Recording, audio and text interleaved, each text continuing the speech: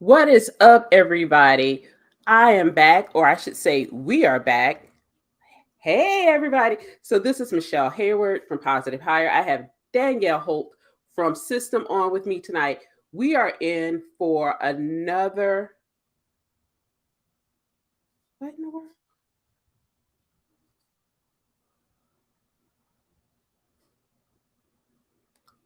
So, we are in for a treat right now. And so, I'm looking at technical difficulties on my side. So, Danielle, while I handle some technical difficulties, I'm going to let you introduce yourself. Okay. Hi, everybody. So, my name is Danielle Holt. I'm originally from Baltimore, Maryland, currently based out of Deerfield Beach, Florida, which is about 20 minutes north of Fort Lauderdale. I went to Duke University for my undergrad, graduated in 2019 with a degree in environmental engineering. Then I went to Villanova University, got my master's degree in civil engineering with a concentration in water resources, graduated from there in 2021. And now I work at Stantec as a civil engineer in training, working on conveyance projects and also on stormwater and water resources projects. So that's a little bit about me. Okay, whew, I thought we had a technical issue. Great timing, Nicole. So, even though Nicole went to Duke, she did major in the right place. So I'm okay. We got over that. Now she in the South with me. Hey, and I like the way you say Baltimore. I know how y'all be saying Baltimore. So so tonight is really another special. We're ending Women's History Month. But what's really fantastic about tonight and what we're doing with System, so Positive Hire, for those of you who are here for the very first time, we're an early stage startup that focuses on connecting Black, Latina, and Indigenous women who are experienced scientists, engineers, and technology professionals to management roles. And it's such a synergy between what Nicole is building with System and Danielle's part of that, and what I'm building over at Positive Hire. And so, Women's History Month, we thought would be a great time to introduce System to the Positive Hire community on multiple platforms. So, depending where you are, be sure you drop a hello in the chat. We would love System, and I would love to get to know all of you. What I'm going to do, I'm going to dip out of here. Danielle is going to have the pleasure of introducing a vet in water, a water veteran, a veteran watering. I don't know. But however you want to do it, when civil engineers get together, it becomes a bit uncivilized. Well, maybe that's just me. So I'm going to hand it over to Danielle and we're going to get this party started. Yeah. Hey, everybody. So today I have the pleasure of speaking with Nicole Brown. Utilizing over 24 years of experience with all phases of water and wastewater projects, Nicole Brown has worked with clients to improve the effectiveness and sustainability of their systems. She is currently a client development manager for Suburban Consulting Engineers, focusing on water and wastewater projects in New Jersey and Pennsylvania. Nicole utilizes her communication skills through public speaking and community outreach for clients. She's passionate about increasing diversity, equity, and inclusion in the water industry and focuses on encouraging and educating the next generation of water professionals. Nicole, so happy to share this stage with you. Welcome. Thank you, Danielle. This is the highlight of my week, and it ain't even happened yet, so I can't wait. I'm so excited too. So I guess we can start off with a little bit of background about how you got into STEM in the first place. So could you please tell us about your path to STEM and engineering in particular? Sure. So, I am one of those kids that always liked puzzles. I was taking things apart, putting things back together, and getting in trouble. And when I was in school, I was good at math and science. So, I was grateful that I had a math teacher that recognized that. And instead of saying, "Why don't you become a math teacher?" which would not have been my path. I don't teach well. He said, "Why don't you look into engineering?" And again, just having those people in my lives that in my life that were encouraging of that. I went into a program. I'm from Philly. There is a program for kids that were good in math and science that was called Prime. It was for Black kids in math and science. And I don't think it's still around, but we went to different colleges throughout Philly. We went to Temple and Drexel and Villanova for the summer. and learned about what engineering really was. And I tell people it's really just problem solving, right? So since I love puzzles, I was right in there. And I ended up getting into water because I'll just be really honest, I'm a big comic book nerd and I always wanted to save the world. And so when I thought of how could I really save the world, I thought about something like saving the environment. And Mhm. so, in first classes of civil engineering, just like, okay, what do you do? There's air, there's soil, there's water, and just water spoke to me. And so I just got deep into it, and so grateful that I had that opportunity to do that. I see a lot of similarities with our stories.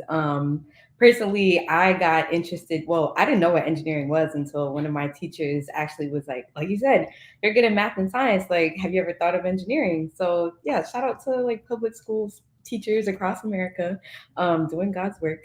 So, the next question I'd like to ask you is how did you get interested in fostering diversity in STEM? So, obviously, I'm guessing when you got into the field, you kind of looked around and you were like, oh, interesting.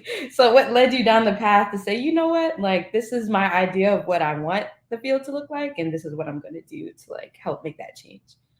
Yeah, and I think that being, if you say call it a diverse candidate, right, a woman and a woman of color in this industry, um, I am very much a people person. Like I love meeting people, but I would look around and say like, there's no self landing spot in this room full of middle aged white guys, right? So I'm just gonna go in there and start meeting people, and felt uncomfortable, but recognized that I just had to do it, right?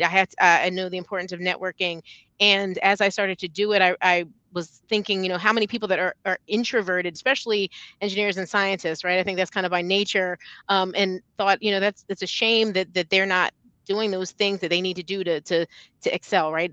It's who you know, not what you know, and all of those things that are very difficult if you're an introvert. And so, I believe I started this work when I just got into the field, looking around, saying there aren't enough of me. And actually, around that time is when they started talking about the silver tsunami, and, everybody said, "Oh, 25 years, 30 years from now, everybody's going to retire. What are we going to do?" So you need more people, and you just can't, you need new pools of resources. And so I actually wish that we had started this journey back then more and more in earnest, because we would have had a whole different the spectrum of people within our industry would be very different. But we're here now, and I also think that we have a different language, just as we as a country have a different language of how to talk about diversity, equity, inclusion, justice. And so it's an easier conversation to have of why it's a business case and not just a touchy feely thing that we have to do. So everything happens as it's supposed to. So even though I wish it had happened sooner, the momentum is growing because people kind of get it more. So I think myself always was in it. And one thing that really got me realizing it is that I was in a project very early on in my career where it was a water project in a black neighborhood. And so they put young, excited, energetic Nicole in front of everybody and tell them about the project. And I was like, okay. And I'm glad I did, because I learned a ton. But it was better that I was talking to people that understood me, and I could translate a little bit better. But it was, I'm sure that it was trial by fire. Let's just put it that Mhm. way, right? And but recognizing I needed to educate the people that were most impacted by these projects, because for so many years things just kind of happened to them. And I was trying to give them information so that they could be empowered to make the right decisions. They didn't have to like it, but I was going to give them the science and they could appreciate that. I'm sure so many of the minorities watching this can relate to what you were talking about your experience of just, getting in and kind of feeling comfortable not being able to relate to your coworkers in the way that you would like to. And then something else that you were talking about before, I recently heard this quote, and I'm probably going to mess it up. But it's something like the best time to plant a tree was 10 years ago, and the second best time is tomorrow. Yeah. So, like, even though, of course, we can look back and we can say, dang, like, I wish we had done this so long ago. Like, the best we can do is, start that change as soon as possible. So, that's what we're doing. So, next question is actually getting into systems specifically. So, I kind of came in at the beginning end of System. And when it was pitched to me by Monique. Shout out to Monique. And she kind of just said, hey, there's this lady named Nicole. Like, she has this group. She was thinking about starting this group for women of color in the industry. Would you be interested? But that's kind of already all I know. I didn't know if there were any other like conversations before then or anything like that. So I just wanted to ask, what were your initial goals for System and how you started like forming that idea for starting the group? So the idea of system is probably 20 years old. I'll just be honest, because the people I came into the industry with, who are still some of my closest friends, we were like what we call ourselves the only, right? The only female, the only woman of color.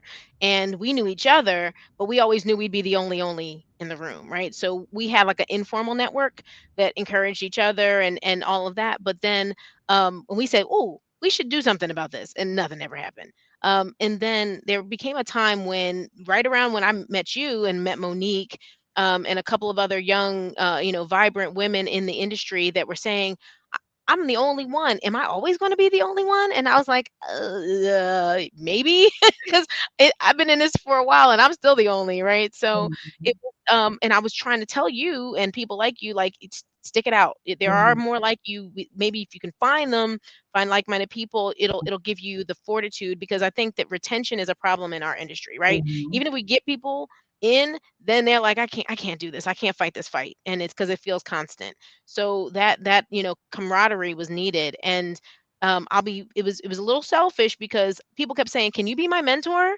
And I felt like that kid's book, are you my mother? And I was like, oh, sweetie, I have way too much going on, right? So why don't we have a group mentoring program, Mhm. right? So where we can encourage each other. So shout out to Aisha Yang, who's I've known her since we were 13 years old, and we're both in this industry.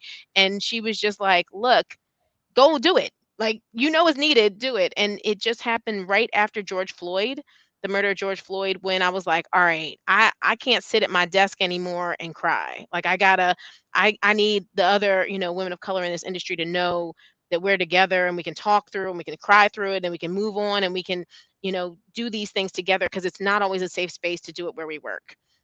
And grateful for the diversity programs and things like AWWA and WEF and things like that, but those aren't our spaces either, right? So with that way, we could create a safe space where we could help share job opportunities, share technologically, advances, all these things. And sister girl, what are you talking about today, right? Like, oh, my hair looks good, all those. I'll be honest, we are real on those calls, and we need to let ourselves be real at times, because we're not always able to be our authentic selves at work. So there we are. Yeah, just I preaching to the choir, of course. Obviously, I'm stuck. I'm just like tripping over my words. But no, I think something else was the timing of the group. It started during COVID. And I think, looking back at COVID, a lot of times we look at it from like a negative lens of all the things that we lost during that time. But I think that us having that pause during that period was, it allowed something to grow out of it and for us to start this group.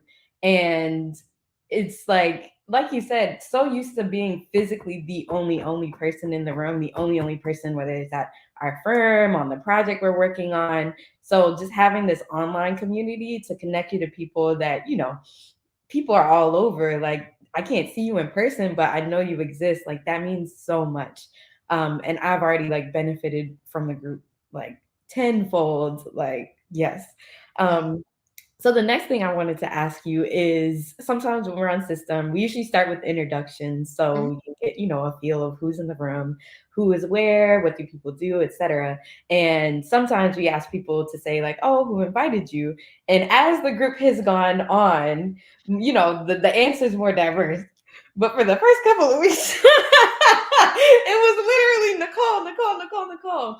And I just got this sense that Nicole is like a people connector, like definitely the type of person that's like, oh, you need somebody who does that? I know somebody. Hold up, let me connect you. And it just seems like that's like one of your skills, like core to who you are. So when did you realize like that's something that I really enjoy doing, that's like a part of myself? Yeah, and it's it's probably nurture, not just nature. So my family, we're that kind of people, right? We just talk to people just to talk to people. Like, I want to hear your story, and it might come from, where my like we've got a lot of preachers and teachers and salespeople in my family, and all of those things kind of need, who are you? What's going on, right? And it's like a little mini therapy session, right? And so it's like, how do you connect?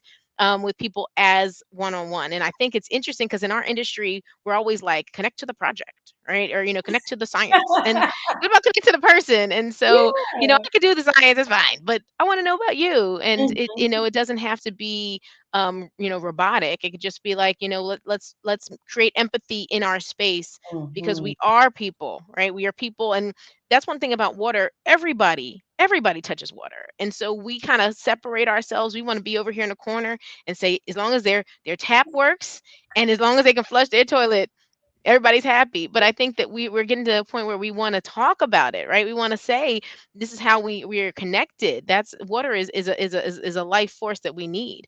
And so, like, the I always see the connection of water and people as easy. Right.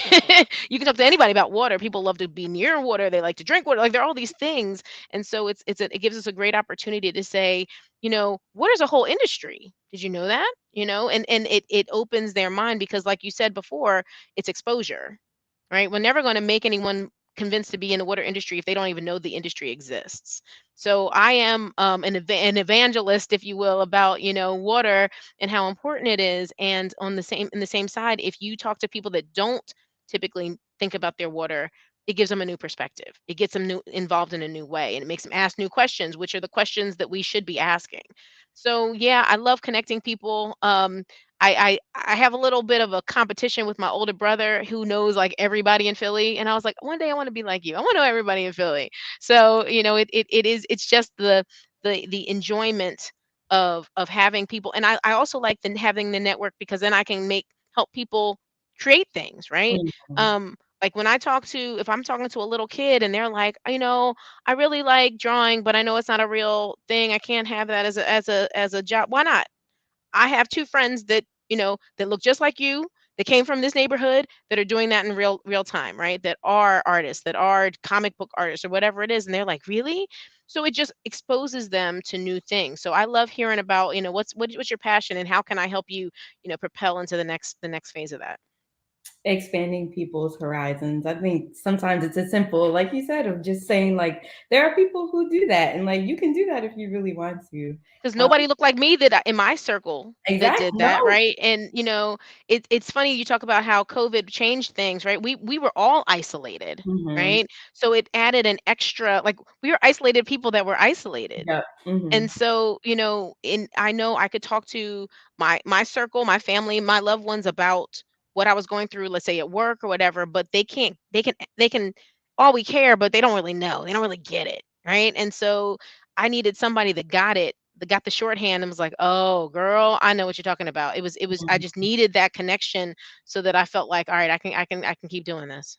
Hmm. And that's exactly. I just feel like the group came at just such a great time because, like you said, I was locked in my apartment for like couldn't do anything, couldn't see anybody. Like I was definitely the only one there because I was the only one there.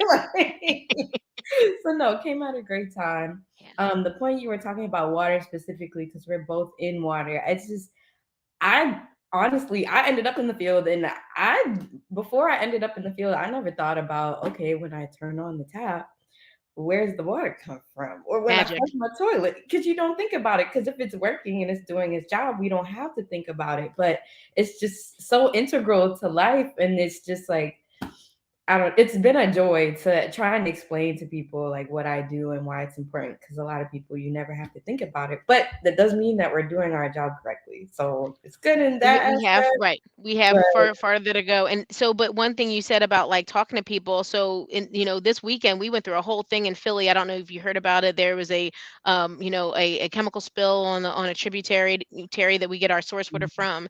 And ironically, the alert from the water department came during church. And I'm sitting in church, and a lot of the elders in my church do not silence their phones. And so it was like beep beep beep, beep. We're like, uh-oh. So I look at my phone and I see a water alert. And of mhm, course, people asking me, Nicole, Mhm. you know the water. What's this? And I felt grateful to be able Mhm. to talk in a way that my though that church is my family. I've been Mhm. going to that church all my life, and I could talk to them in a way that they understood what the alert said. It didn't freak them out, calmed them down, and they asked me questions that made sense. I gave them the answers I could, because it's not it, I'm reading the same thing you are, but I can have a little more background, right?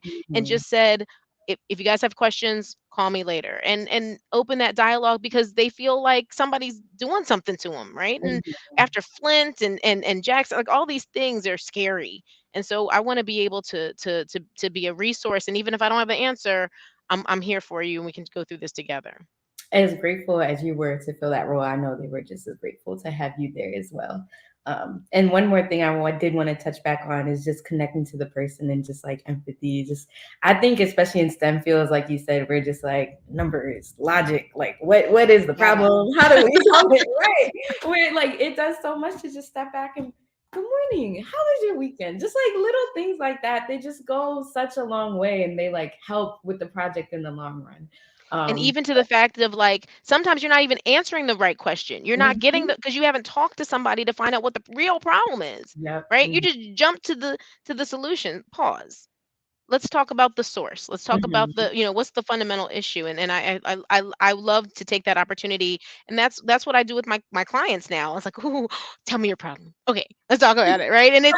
And we get there together, right? Instead of Mhm. I am an engineer, I know everything. Yeah, yeah, yeah, That's not how it should be. yeah.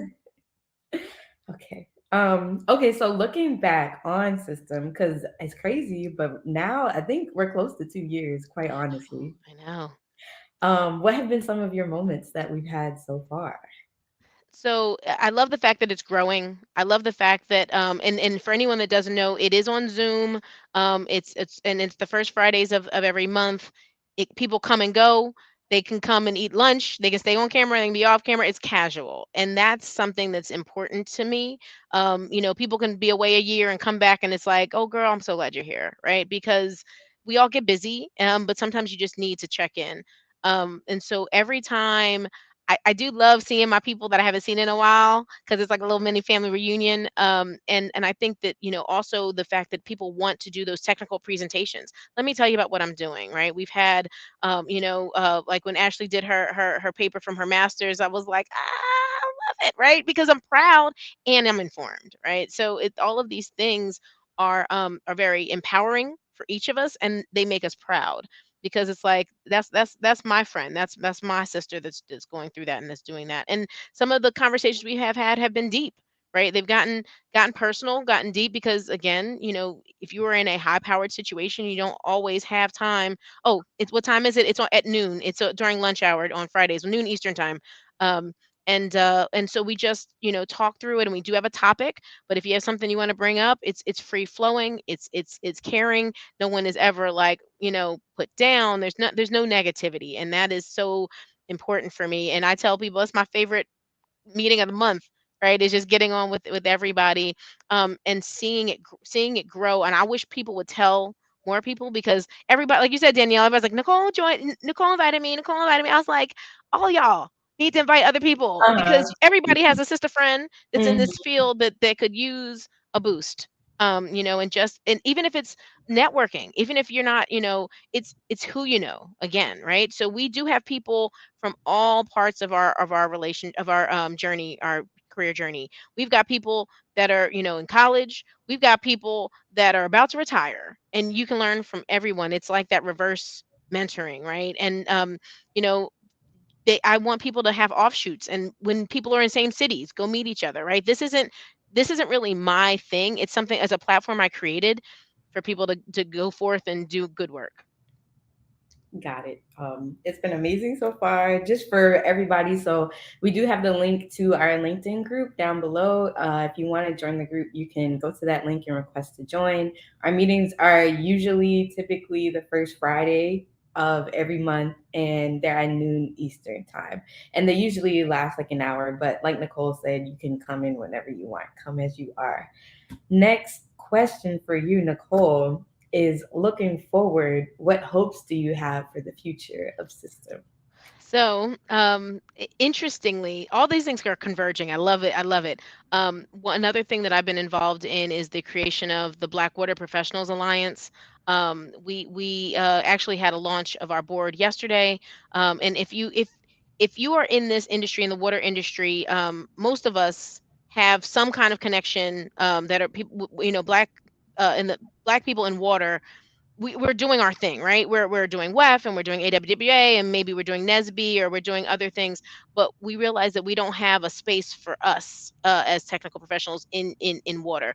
And I shouldn't say technical; I should just say professionals, because communications, lab folks, everybody, anyone that touches water, is invited to join. And we are just kicking that off. And the when I created System, I saw it as like a piece of a bigger puzzle.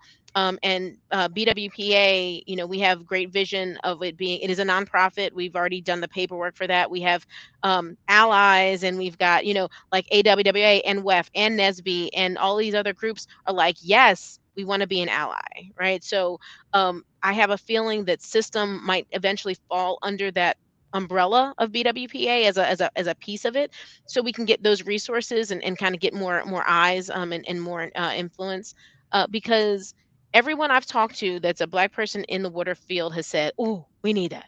We Mhm. need BWPA." And whether it's for job opportunities or for, if you want to start a K through 12 program in your neighborhood, like in your community, all of these things are happening all across the country in pockets, and we need to bring that energy together and be more of a force, because we are. I mean, I don't know if you saw that picture at WEFTech.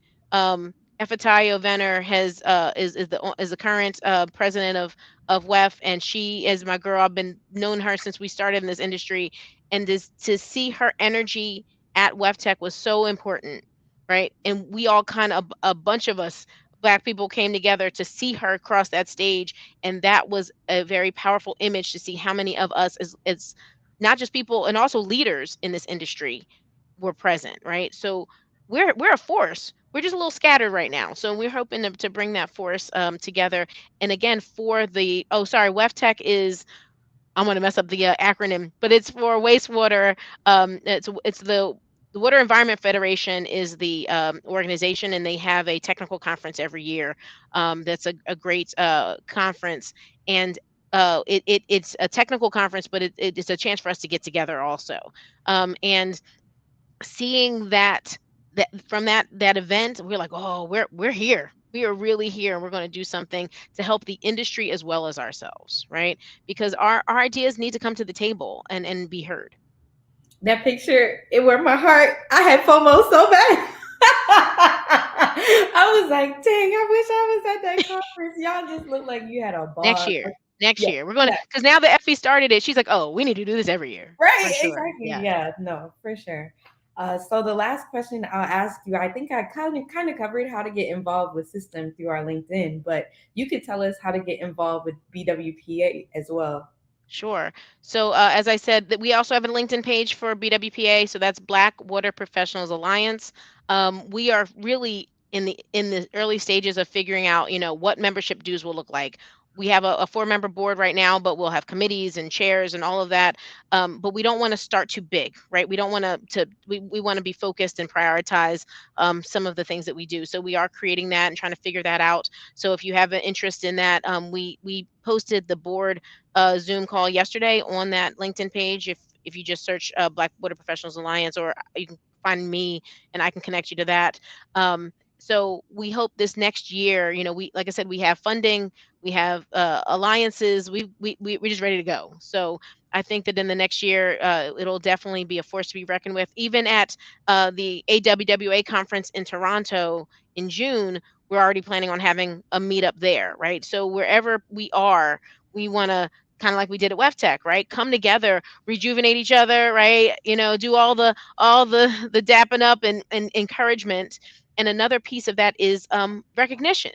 We are doing some great things that we are not telling people about. And so I want to, we have to toot our own horn sometimes. I laugh because somebody told me, one of my counterparts that has the that is not black said, oh, it's gaudy to nominate yourself for an award. And I told him, if no one ever nominated me for an award, I would have never gotten one. because no one thinks of me. That's fine. I think of me. So, we sometimes we have to toot our own horn and do that for ourselves. So I think that there are great things that are coming out of both BWPA and System, because we have the similar mission of empowering each other and ourselves in this water industry to make it stronger. Well, I can't wait to see where the future takes both groups. I'm along for the ride. I hope y'all watching, y'all hop on the train too, because we are riding somewhere amazing. I just And can't wait. if you I think one of the great thoughts is, if you are an ally, right, we need all that energy. Don't, yes, System is just for women of color, and BWPA is, as membership, it will be just for Black people, but we recognize that this is a whole movement and we need all the energy we can have. So, we welcome that allyship and that encouragement in any way that you want to give it. So it's a great conversation to have as well. 100%. All right, Miss Nicole. It seems like we have a question from the audience. Michelle, if you could help us out with that.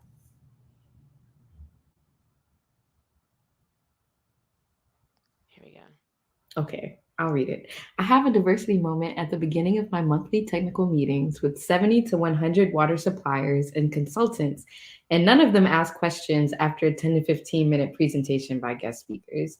I keep doing it for 2 years now, but I'm not sure if I need a different tactic, and it seems to be having no effect. Well, I definitely commend you for the effort, and especially after 2 years, and it is discouraging when you're not getting input. um I still think it's important. I At different firms I've been at, I've been in consulting my whole career, and different firms do diversity moments, and one thing that I have learned is, if I'm the one always doing the diversity moment, people tune out. It's like, oh, here goes the diversity candidate talking diversity again, right? So I think that, one, it might be good for you to find other people to present, um, and maybe even the ones that are super silent, ask them, because diversity is bigger than just the young Black lady in the room, right? Diversity is, we are all diverse. Even if we came, diversity of thought, there are different ways to talk about diversity, right? And we all have different perspectives on it. So I find that people that kind of tune out when you say, DE&I, and that's that touchy-feely liberal stuff. If you explain, if you get them on board understanding that we are all diverse in our own way, and that goes back to that empathy, right? Sharing each other's stories, explaining how we are alike and dissimilar, really makes people see it in a different way. Because I think it's still necessary. It DE&I is never going away, right? My goal, if someone said, well, why do you do this? If the water industry looked like the people we serve, right? So think of men women ratio. If you've got half men and half women in this world, shouldn't there be half men and half women in the water industry, because we are serving the world? So I recognize that is very unlikely. So we will keep striving towards it. So sometimes you have to give them new facts, new figures, new ways to look at it. And I call people out, uncomfortably if need be, so that I can make sure that they're listening, because why do it if no one is paying attention? So I don't know if any of those might be helpful. Um, or maybe even just, hey, is anybody listening? Like, just, put it out there. Like, because if this isn't working and people are really getting annoyed by it, you might have, they might go the other way, right? They might rebel against it. So that's definitely what the energy you do not want. Thank you for that question. Michelle, I'm not unsure if there's any other questions from the audience. If you could help us out Oh, we're over time. from behind the scenes. Pull back the curtain. Yeah, there are no more questions from the audience, but trust me, I have plenty. Okay. I have plenty. So, Nicole, what I really loved about the whole entire discussion outside of Philly, I ain't gonna hold Philly against y'all either. I like Philly better than New Yorkers. That's all I'm gonna say. I used to report to an office in New Jersey, and it was like the Philly, New Yorkers, and New Jersey people like, For I'll real. just stand out the way. Either For way, real. they gonna be New Jersey, like we gonna be standing no matter what. Go for it. And so that's a whole other story. I come out of construction, so it is a little bit different. But as we talk about water, can you, for a lot of people tuning in on our circle of nerdums, of engineers, civil, environmental, water, but you talked about being able to explain to people in your church, in the Black community, what water is and the industry. Can you do that in like 30 seconds to 2 minutes so that people tune in to understand what that really is and why? We talked about um I'm I'm forgetting names of, like, Jackson, Mississippi, because I'm in the South. I'm also in a town that has water pipe issues. Yeah. But so let's talk about that, and so in layman's terms, so they understand as well. My theory is this, and NIMBY is a term we throw around in this industry, right? Not in my backyard. And it is something that I remember when I first started as an engineer, they were like, "Oh, well, NIMBY is something everybody has a problem with, right? Not in my backyard." And I'm like, "Yeah, but why are all the wastewater plants in the black neighborhoods, or like so?" That's when I started realizing that people weren't getting real information, but what they were hearing was informing their thought process, right? So if you're thinking they're the government, they're not here to help me or telling me anything true, then you're going to hold on to that belief, right?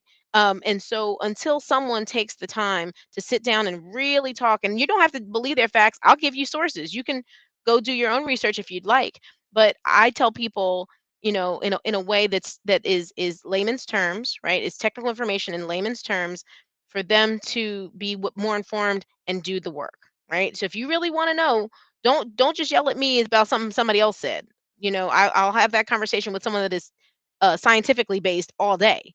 But I think that we have, especially in the black and brown communities, have been put upon for a very long time, and things keep popping up, and they say, take it, deal with it. It's good for you, right? And it's not fair. And we are now getting to the point as an industry where we're starting to have that conversation early and often, and it's uncomfortable. It hurts. I have been yelled at. I have been told that I personally gave someone cancer by giving them water. And, I cried at night, right? Because that person thought that I tried to hurt them. Like that I'm not that person. And so I really try to have these conversations with people on a very one-on-one basis. And I know I'm not going to convince everybody, right? In Philly, me convincing people to drink tap water is an interesting conversation, but I do it all the time, and I'm always talking it through because I've seen the data. Look at it, right? I never buy bottled water. I always bottle my own. Exactly.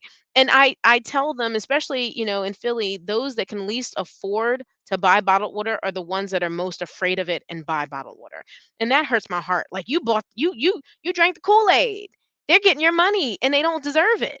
And so I'm having these conversations with people over time, but this is generational. This doesn't come out of nowhere, right? So all of this feeling of, being put upon and being lied to, this is not out of nowhere.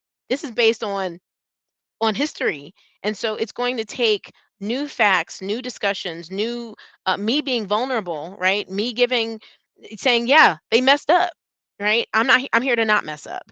And those things that's why we as our people need to get back in our communities and have these conversations, because it's also about the message and the messenger when it comes to a lot of these things. And so I'm willing to put on, my armor. I got my facts. Let's go. Let's have that conversation. And I'll sit here until you get it, right? Because it doesn't do me any good for you to walk away and be like, that woman was talking over me and she gave me all this like that's even worse, right? So it's for us, right? Because no one ever did that for us. So I feel very personal that we need to talk about water in a way that benefits our people.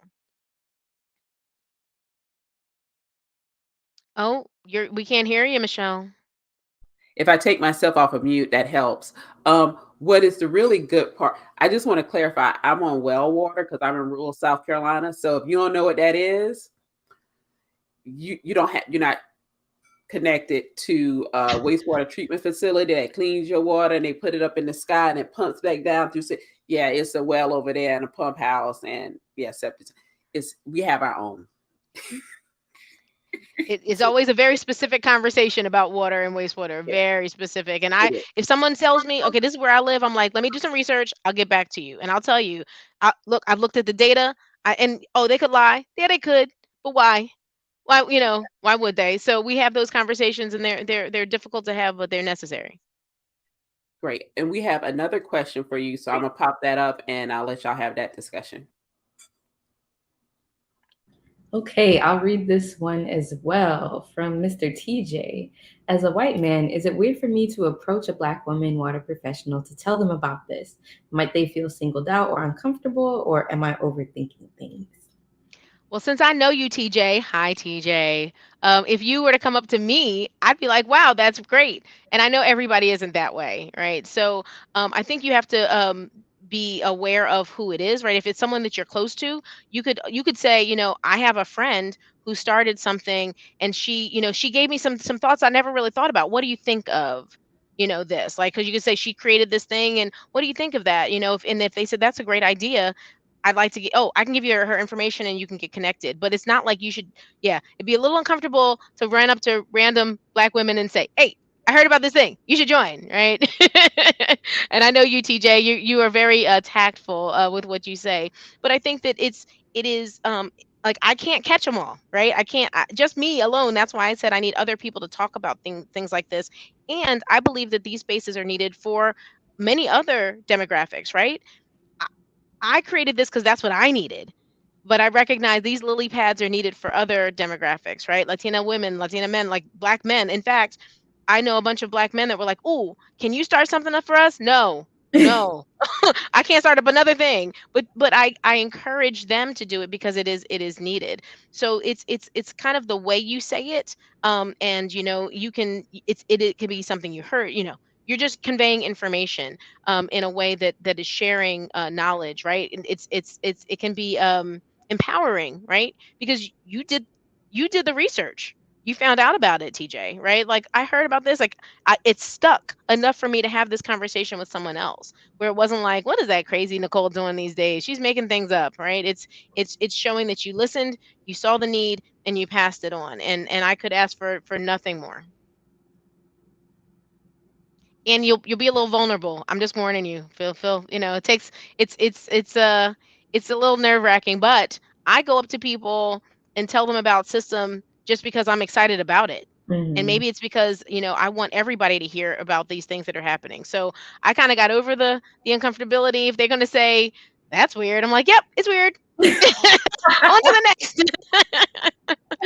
Man. No, TJ, I'll tell you something. Honestly, there are points where I'm nervous to tell people about, like, because I don't want to come off as, oh, she's just telling me about this Black woman group because she a Black woman and I'm a Black woman and we just Black women. We ain't nothing else but Black women, like, like. So there is like a level of Yeah. uncomfortability as well with myself. But I think for me personally, I just overcome that and I'm like, look, this person could benefit from this. And, if they hear about it and they're not interested or they never follow up, then that's what it is. But it could be, something that would be great for them. So that's my personal The, take on the it. least the worst they can say is no, thank you. Right. Mm-hmm. I love it. And I love TJ's question. I'm just jump in here on the lily pad and a couple behind Nicole because I don't share lily pads. But when you talked about allyship and abolitionists, what does that look like and how does that show up? And so TJ sharing information is one level of that because we talked about earlier retaining us in this space. I'm a civil engineer. I was on the other side though. I would build the facilities, right? And so part of that advocacy work is sharing and say, hey, and you can say, hey, we've lost, my 15, 20 years in the industry. Nicole is one of the few that have stayed, and I can count on two hands how many other Black women or women of color have left the industry. I'm sharing because I want you to stay. Yeah. And this is why I'm sharing. So you have community here, but you also have me.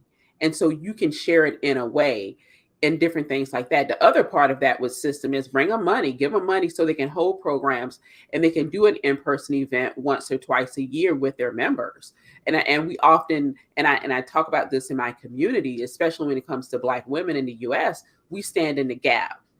And what happens when you stand there? Everybody's walking over you and they're always going to assume and not even know there is a gap because you're standing in it. And somebody has to pull us up out of the gap. And so the other resources that are needed for system to exist, for Black water professionals to exist. It's for other people to stand in that gap and bring in other resources. So Nicole and a Danielle and a Michelle can come out of those gaps and take breaks and be able to do the work and continue to grow the work. And so I say that in it is so much work to still be done. And as Gen Xers, right, we and older millennials, or I am not as a millennial, we ain't mixing that together. We drank our own Kool-Aid, y'all drank Tang or whatever. I'm not Tang, but y'all had Sunny D. We had real orange juice. Exactly. And so we there's still work to be done. And this is the thing, these are the things that we can do at this point in our careers that really changes the tide. We've got a lot of work to do environmentally in the US. And the good thing is, y'all, let me tell y'all a secret. Y'all know tech is laying off, right? Y'all know that, right? Mm-hmm. Tech is laying off. $1 trillion in infrastructure. They can get jobs over here, but they just want to drink the bottled water. They don't know the real work. To be able to do what they do in tech, they have to have water. They have to have the grid. And I just tell them, stand in the green field and let me know what your computer. Oh, you ain't gonna have a computer either, right? And so tying that all back, I think, to spaces right now on the impact of water is so important. So I'm gonna stop preaching because I get on people about this all the time, and I'll hand it back over to you, Danielle. All right. Well, at that point, Nicole, I don't know if you have anything else you'd like to add for myself or for the audience. I think we did put the link for system in there. If you want to find me, on LinkedIn, I'm glad to connect. Like Danielle said, I love connecting to people, so bring it on. And if you want to continue the conversation, I think that sometimes these conversations can be hard, but I think that they are worth having. So if you ever have one of those questions and you don't have anyone else to talk to, I think that places like BWPA system, these are places that we are willing to have those conversations. So glad to have you. Well, thank you so much for sharing the stage with me, Nicole. It's been a pleasure. And yeah, we hope to see you guys at our future meetings. And that's it for me. So Michelle, you can take us away. Oh, okay. One last. We got a great question, and actually, the two of you or the three of you need to connect. I know she's on West Coast, so it's a time difference, maybe an issue, but I'd love to see some efforts by professional water organizations that have some effective programs to address racial equity, mostly performative. We have these conversations all the time, like, and I don't just, no, I meant Nirmala and I have these conversations. It even exists in collecting race data from water suppliers in California. And so when you were saying earlier, Oh, you would think California would be ahead, but you're still having that data. And so there's one other person who I want to connect you to who's in Atlanta. Her name is Doll Avant, Doll, Doll, Black woman. She has a tech company around water equity. And what does that look like? So met her 6 years ago in an accelerator. So I think what you're working on and you're pulling together community might be synergy. So let's talk about that. You know how to reach me, and let's bring some change to what we're seeing in water, especially in Black and Brown communities. And the great thing about that, even though I don't have an answer for that question, I am so encouraged that we are having that conversation and you're not alone. It is happening in pockets. And again, this is why we have to come together, right? So we can bring these thoughts together. And if it's working here, you can implement it there, right? It has to be, because singly, we're not going to come up with answers for these global problems, right? It's just not going to happen. So we need to gather and bring big brains together to do that. So encouraged by that conversation. I think you're not going to be engineers without borders. You're going to be engineers with soul or something like that. And that's I don't know. She's like Danielle, like I don't get it. Black I souls. get it. I get Okay, okay. it. Right? You're looking at me like wow. And so, but something like that to really, and I think it's like you said, to bring in some tech because they can get some dollars, bringing in National Science Foundation, NIH funding to really kind of make some change and get some systemic things changed. You know, I'm excited. Y'all can tell, right? Of it. Okay, I got something to say. We have one more system talk to come. We had to reschedule it. It's April 12th at 6 p.m. Eastern Standard Time. I know it's 3 p.m. If you can join, we want Nicole, who we got? Who we got coming? We have Kathy Bernardino Bailey, and she is a rock star in water. And she is the first lady of water, self-proclaimed, and I love all the energy that she brings to this conversation. So that's that I'm going to definitely tune into that one. I wish I was moderating that one, but I'll just listen. I'm just saying, you show up, it could be an accident. Maybe the other person don't end up on camera. I don't know Uh, nothing. I don't want to be camera ready. No, no, no. I'm just playing. I'm just playing. But Everybody should tune in to hear her story because it is powerful, and she is a fierce advocate with a huge heart, and it's needed in our industry for her voice. and what is different? She's not gonna be a civil engineer. She a chemist. So just like that. See, we ain't all engineers, but we Yep, still all great. yep. Love it. Thank you, Danielle. Thank you, Nicole. Thank you, everybody, for joining us. We will wrap up Women's History Month. This is not over between system and positive hire. We got some other things that are going to come. I don't know what they are yet, but we're gonna figure them out.